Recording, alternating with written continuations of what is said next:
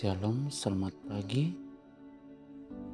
Saudara yang dikasihi oleh Tuhan kita Yesus Kristus, selamat berjumpa kembali dalam renungan Dafar pagi ini.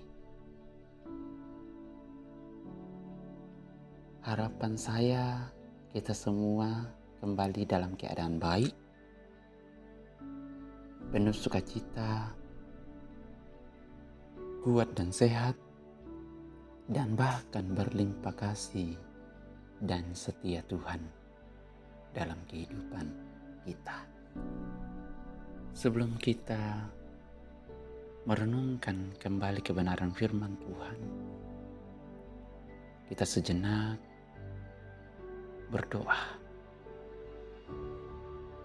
Kami bersyukur kepada Bapa di surga atas waktu ini kembali Tuhan anugerahkan. Kami akan belajar, kami akan merenungkan firman Tuhan. Biarlah urapan dari Roh Kudus memimpin kami di dalam melakukan kehendak Tuhan dalam sepanjang kehidupan kami. Di dalam nama Tuhan Yesus kami berdoa dan bersyukur. Amin. Saat ini kita akan kembali belajar kebenaran firman Tuhan. Kembali kita melihat misi Kristus bagi dunia masih dalam Injil Lukas 4 ayat yang ke-19 di situ, untuk memberitakan pembebasan kepada orang-orang tawanan dan penglihatan bagi orang-orang buta, untuk membebaskan orang-orang yang tertindas, untuk memberitakan tahun rahmat Tuhan telah datang. Misi Kristus yang kedua, yaitu dalam pembahasan ini mencakup tentang pembebasan dari tawanan, pembebasan dari kebutaan, pembebasan dari penindasan. Alkitab pun juga mencatat jenis-jenis perhambaan. Yang pertama yaitu perhambaan terhadap hukum Taurat. Bisa kita lihat dalam Roma 6 ayat yang ke-7. Kemudian perhambaan terhadap dosa dalam Yohanes 8 ayat 34, dan juga perhambaan terhadap hawa nafsu diri sendiri, perhambaan terhadap iblis dan kuasa-kuasa kegelapan,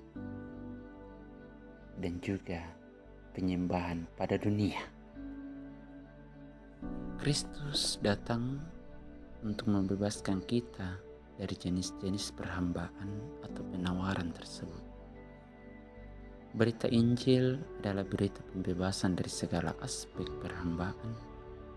Yesus berkata, jadi apabila anak itu memerdekakan kamu, kamu pun benar-benar merdeka.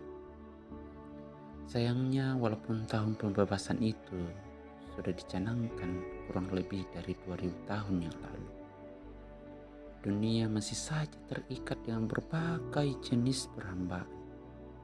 Bahkan yang sangat menyedihkan, walaupun kita sudah menjadi orang Kristen, pengikut Tuhan, puluhan atau sekian tahun, kekristenan kita masih diwarnai dengan berbagai jenis perhambaan. Saudara-saudara, dalam pembacaan kita pada saat ini, penglihatan bagi orang-orang buta menyinggung masalah kebutaan. Pokok penekanan di sini adalah kebutaan secara rohani. Kita tidak dapat menyangkal adanya pelayanan Tuhan Yesus yang menimbulkan atau mencelikkan mata orang-orang buta secara jasmani.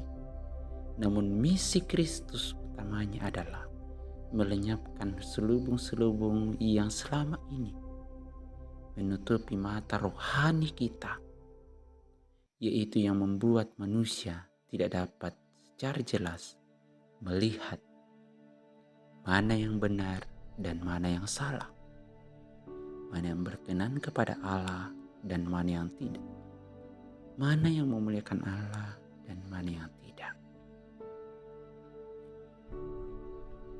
Tidak dapat disangkal bahwa walaupun kita sudah Kristen sebagai anak-anak Tuhan, kita masih sering melihat dengan mata rohani yang kabur,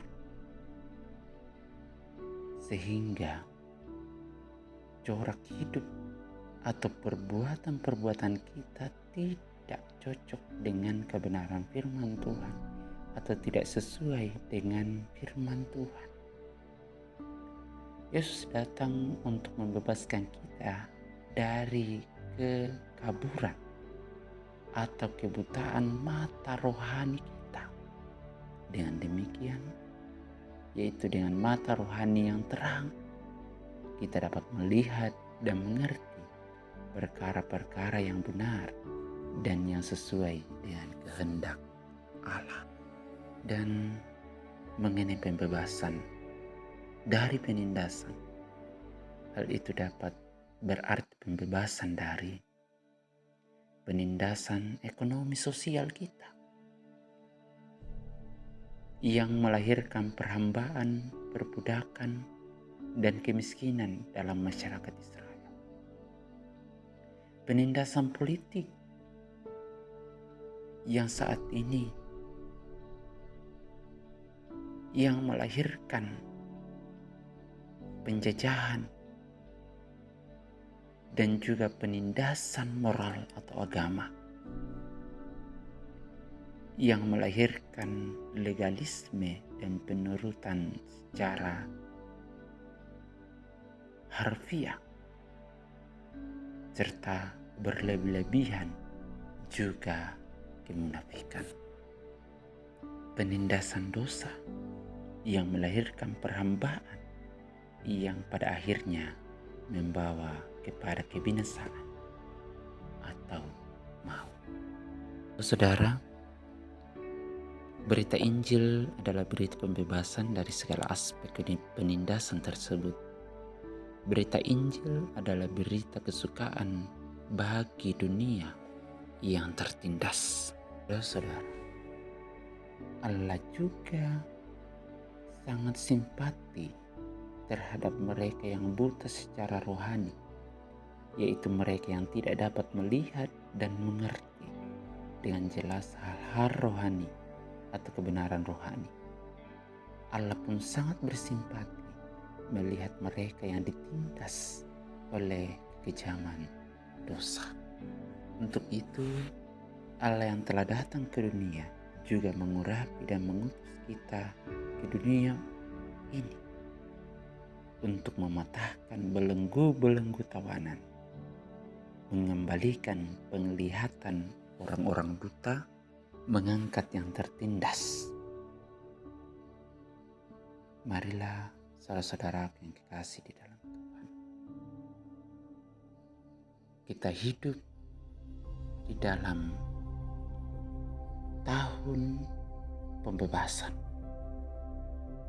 yang akan membebaskan kita dari tawanan-tawanan, dari penglihatan-penglihatan yang masih buta di dalam mata rohani kita.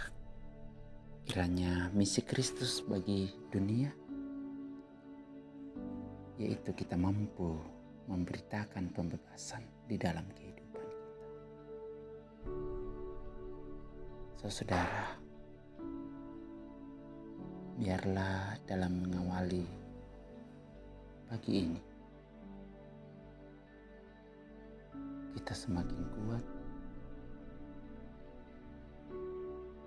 di dalam menjalani sepanjang kehidupan kita menjadi pelaku-pelaku firman Tuhan untuk memberitakan kabar pembebasan dari tawanan kebutaan secara rohani dan bahkan penindasan.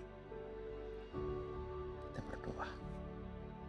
Terima kasih ya Tuhan, bahwa lewat kesempatan saat ini kami kembali merenungkan kebenaran firman-Mu.